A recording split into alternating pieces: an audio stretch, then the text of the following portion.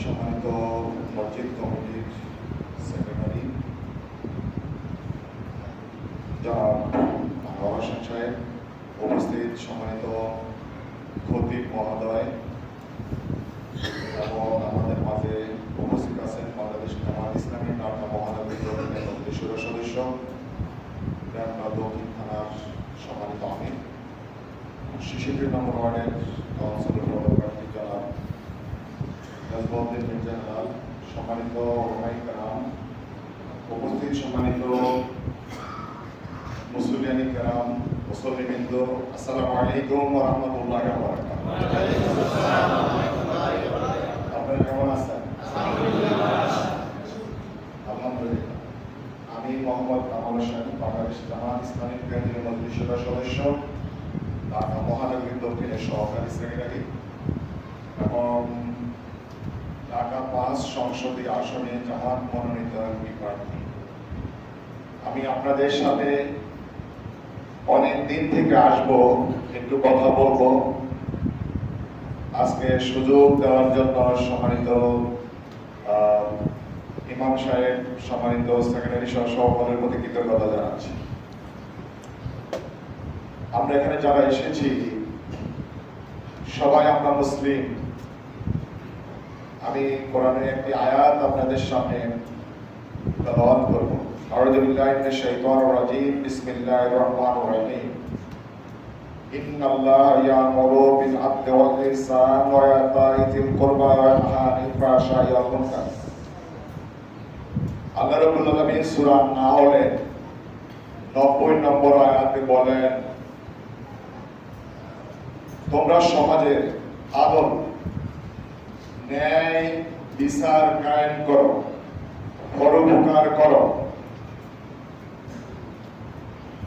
এবং আত্মীয় স্বজনকে খাবার দাও। সমাজের নির্লজ্জতা,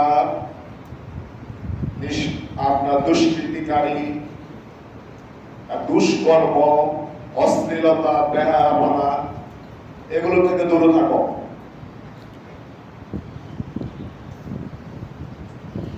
আমাদের আজকে যে সমাজ, সম্মানিত ইমাম সাহেব খুতবাতে এই আয়াত পড়ে কিনা বলেন? পড়ে না। শুধু আমরা এখানে যারা আছি এই আয়াত ম্যাক্সিমাম ব্যক্তির মুখস্থ আছে না? ন্যায় বিচার কায়েম করার জন্য এই আয়াতটি আল্লাহ রাব্বুল আলামিন, আল্লাহ রাসূল সাল্লাল্লাহু আলাইহি ওয়াসাল্লাম যখন খুতবা দিতেন, খুতবার মধ্যে নিয়মিত আয়াতটি কেন পড়তেন?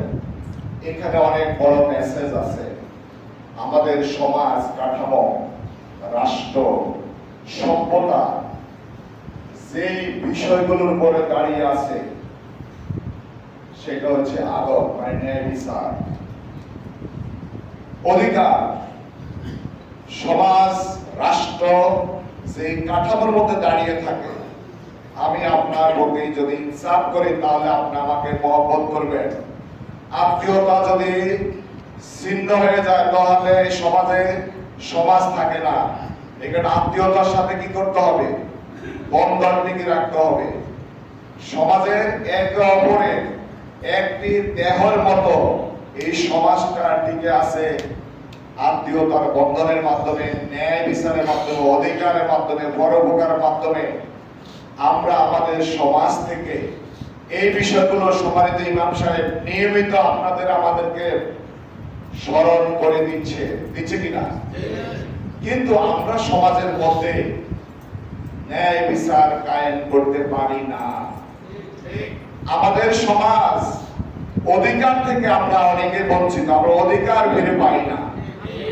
কারণ যেই ন্যায় বিচার মসজিদে আলোচনা হয়, যেই কোরআনের আয়াত মসজিদে আলোচনা হয়, এই কোরআনের আয়াত যেখানে আইন তৈরি হয়, সেই আইনের উৎস যদি কোরআন না হয় তাহলে এই সমাজে কি ন্যায় বিচার প্রতিষ্ঠা হবে? হবে না। শুক্রবারে আমরা মসজিদে আসি, আলহামদুলিল্লাহ, মসজিদ ভর্তি মুসল্লি। আমাদের মসজিদে সৌন্দর্য হচ্ছে মুসল্লি। অনেক বিশাল সুন্দর টাইলস হচ্ছে, এসি হচ্ছে, এটা মসজিদের সৌন্দর্য না। সৌন্দর্য হচ্ছে মসজিদের মুসল্লিরা নিয়মিত এখানে নামাজ আদায় করবে, আল্লাহর ইবাদত করবে। আল্লাহ রাব্বুল আলামিন আমাদের যে নির্দেশ দিয়েছেন এই নির্দেশ পালন করবে। আর সমাজের সৌন্দর্য হচ্ছে সমাজ কাঠামো, রাষ্ট্র, সকল মানুষগুলো একে অপরের অধিকার ফিরে পাবে, একে অপরের ভালোবাসবে, একে অপরের নির্লজ্জতা বেহায়াপনা থেকে দূরে থাকবে, সকল অশ্লীলতা থেকে দূরে থাকবে, সকল অন্যায় থেকে দূরে থাকবে। তাহলে একটি সুন্দর সমাজ গড়ে উঠবে। কি বলেন আপনারা? আমরা দুর্ভাগ্যজনক হলো সত্য, আমরা মুসলিম এই দেশের 54 বছরে আমরা এই আল্লাহর আয়াতকে, কোরআনের আয়াতকে আমরা প্রতিষ্ঠিত করতে পারি নাই। আমাদের এখন মসজিদে যে নিয়মিত যে মুসল্লি শুক্রবারে হয়, ফজরের পরে সকল মুসল্লিরা কি আসে? কেন আসে না? আসলে আমরা প্রকৃত অর্থে আমরা পরিপূর্ণ কোরআনকে ধারণ করতে পারিনি। অথচ আল্লাহ রাব্বুল আলামিন বলেন লা ইউগাইয়িরু মা বিকাওমিন হাত্তা ইউগাইয়িরু মা বিআনফুসিহিম। সূরা রাতের 11 নম্বর আয়াত আল্লাহ বলেন কোন জাতির কোন কওমের ভাগ্যের পরিবর্তন হবে না যে পর্যন্ত নিজের চেষ্টা নিজে না করবে। সমাজ, রাষ্ট্র, নিজের সিভিলাইজেশন, সভ্যতা সকল কিছু পরিবর্তন করতে হলে ফার্স্ট চেঞ্জ ইউর অ্যাটিটিউড, আপনার দৃষ্টিভঙ্গি পরিবর্তন করতে হবে, আপনার ক্যারেক্টার পরিবর্তন করতে হবে, আপনার চরিত্র পরিবর্তন করতে হবে। এই পরিবর্তন হবে কোরআন দিয়ে, এই পরিবর্তন হবে রাসূলের আদর্শ দিয়ে। আজকে সমাজ পরিবর্তন, সমাজ পৌঁছে কোনে দুর্গন্ধ বের হচ্ছে, একটি মানুষকে খুন করছে। আজকে সমাজের মধ্যে অসঙ্গতি, নির্লজ্জতা, বেহায়াপনা, কারণ আমরা কোরআন থেকে দূরে সরে গিয়েছি। আজকে রাসূল সাল্লাল্লাহু আলাইহি ওয়াসাল্লাম আদর্শ থেকে দূরে সরে গিয়েছি।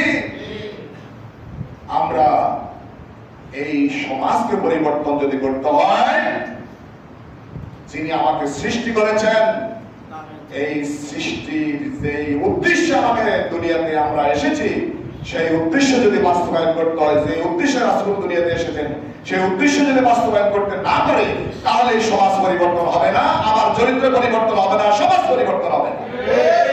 এখন রবিউল আউয়াল মাস চলমান, রাসূল এসেছেন, এই উদ্দেশ্যে এসেছেন। আমরা কি জানি?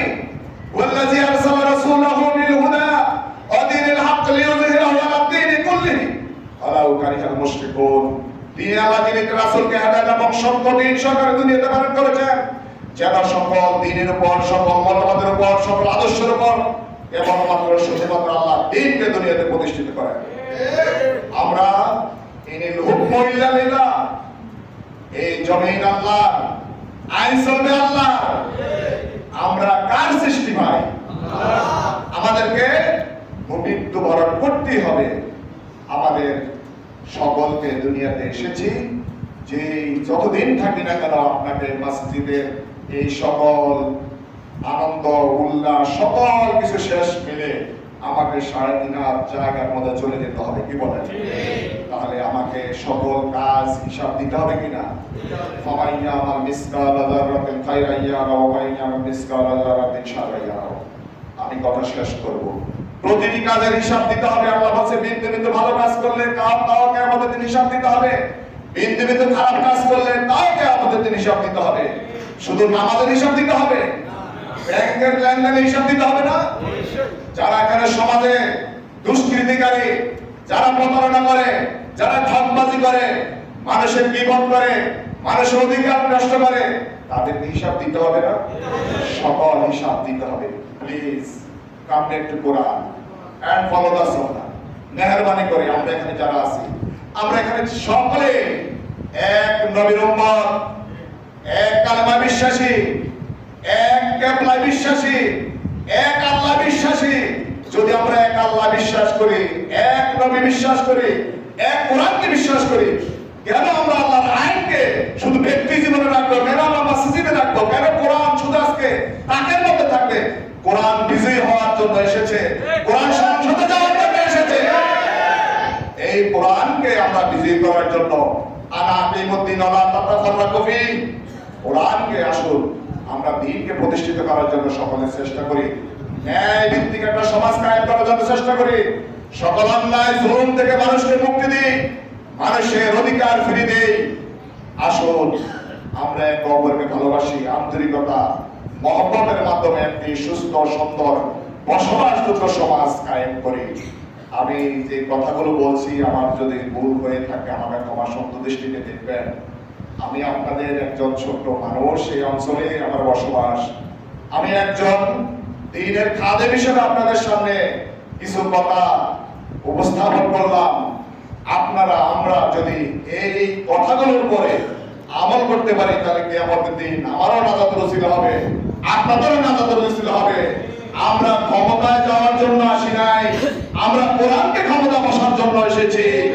আমার লক্ষ্য, আমার উদ্দেশ্য, আমার তামান্না একমাত্র কেবলমাত্র আল্লাহর সন্তুষ্টি অর্জন। আমার আপনার দুনিয়াতে এই ক্ষণস্থায়ী জীবনে আমি প্রতিটি কথা যে বলে গেলাম, এই কথাগুলোর মধ্যে আমাকে আপনাকে এই সকল মানুষজনকে সাক্ষী রেখে গেলাম। আল্লাহ রাব্বুল আলামিন আমাদের কবুল করুন, আমিন। আসসালামু আলাইকুম ওয়া রাহমাতুল্লাহি ওয়া বারাকাতুহু।